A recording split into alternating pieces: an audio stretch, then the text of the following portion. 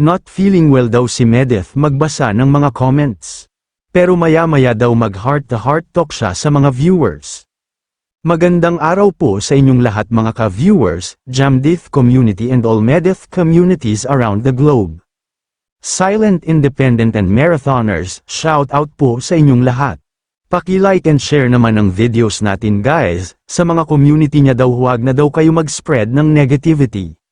Gusto ni Medeth positive vibe lang, huwag na daw magpaka-stress.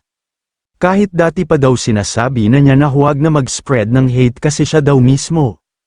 Pinaninindigan niya, may mga times na hindi daw siya okay.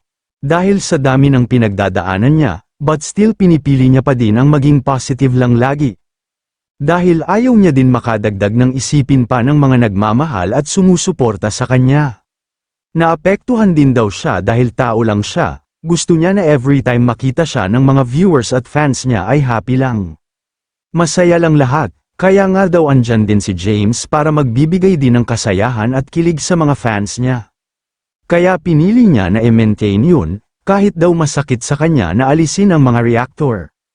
Kasi gusto niya daw din na matulungan sila, pero pinili niya na lang na alisin sa loob ng community.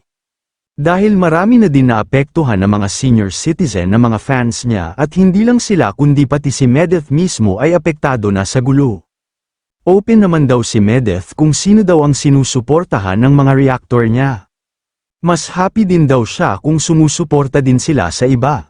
Nasa kanila na daw yun may kalayaan daw sila, pero sabi niya pwede naman sila mag-reactor sa kanya kahit nasa labas na sila pero positive lang lahat.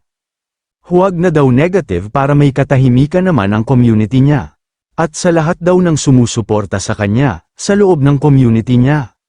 Nakikiusap si Medeth na kung pwede huwag nyo na daw panuurin ang mga negative na mga reactions nila, para huwag na daw kayo ma-stress, huwag nyo na i-entertain lahat ng mga negative comments, at magsumbong pa kayo kay Medeth, idamay nyo pa sa stress na napapanood nyo, kaya iwas na lang kayo, hayaan nyo yang mga mahilig sa gulo, bashang, at panlalait, hindi na healthy yan, dito na lang tayo sa positive vibe lang, hanggang dito po muli mga ka-Jamdith viewers. Maraming salamat po sa inyong lahat.